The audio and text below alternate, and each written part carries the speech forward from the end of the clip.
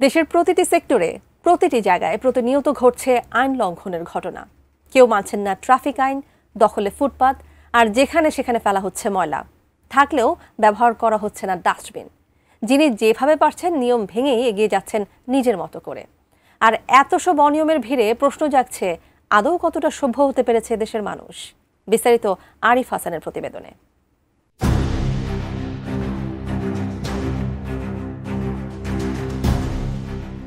বাংলাদেশ যেন নিয়ম ভাঙার প্রতিযোগিতায় লিপ্ত এক জাতির নাম। এখানে কোথাও কোনো নিয়মের বালাই নেই। দিনরাত চলছে আইন লঙ্ঘনের উৎসব। ব্যস্ত সড়কে ট্রাফিক লাইট জ্বললেও থামে না কেউ।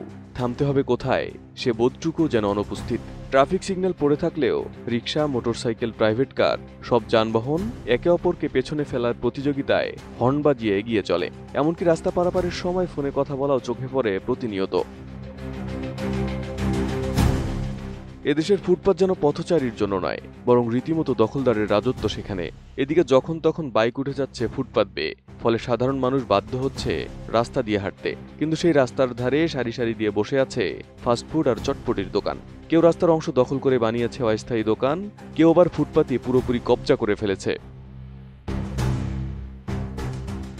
এদিকে পৃথিবীর সবচেয়ে অব্যবহারযোগ্য গণপরিবহন যেন বাংলাদেশে। এখানে নেই কোনো শৃঙ্খলা, নেই যাত্রী বান্ধব পরিবেশ। পুরনো লক্কর ঝক্কর বাস ট্রাক রাস্তায় চলছে নির্বিঘ্নে, যেগুলোর ফিটনেস সনদ বহু আগেই শেষ হয়ে গেছে। ট্রাফিক আইন এখানে যেন কাগজে নথিমাত্র।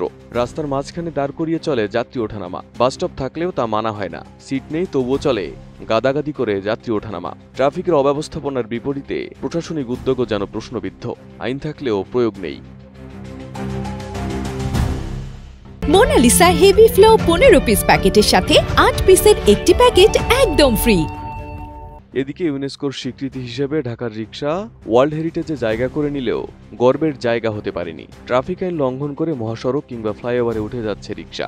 রাস্তার অর্ধেক দখল করে থাকে রিকশার জটলা। নিয়ম ভেঙে চলে উল্টো পথেও। এদিকে পরিচ্ছন্নতার চিত্র আরো ভয়াবহ। সিটি কর্পোরেশন ডাস্টবিন রেখেছে ঠিকই, কিন্তু তা ব্যবহারে নেই নাগরিক আগ্রহ।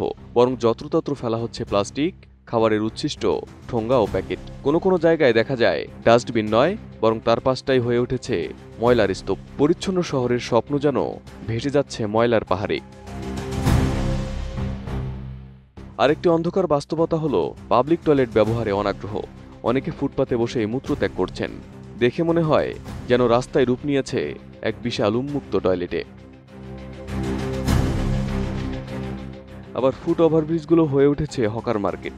তবে রাতের চিত্র আরও ভয়াবহ। ছিনতাইকারী আর যৌনকর্মীদের উপস্থিতিতে নিরাপত্তাহীনতায় চলতে হয় পথচারীদের। এছাড়া দেশ জুড়ে চলছে প্রতিনিয়ত চাঁদাবাজি, ঘুষ বাণিজ্য, ইভটিজিং, নারী নির্যাতন আর কিশোর গ্যাংয়ের উৎপাত। সব মিলিয়ে প্রশ্ন জাগে, কতটা নিরাপদ বাংলাদেশ আর কতটা সভ্য এদেশের মানুষ? সভ্যতা কেবল উন্নত ভাষা বা বিল্ডিং নির্মাণে প্রকাশ পায় না। এর প্রকৃত পরিচয় মেলে আইন মানা, অন্যের প্রতি সম্মান দেখানো ও নাগরিক দায়িত্ব পালনের মধ্যে। সে জায়গায় দাঁড়িয়ে আমরা কি সত্যিই সভ্য, নাকি সভ্যতার মুখোশ পরে আছি অনিয়ম, অব্যবস্থাপনা আর অশিষ্টতার চাদরে? Arif Hasan, ATN news.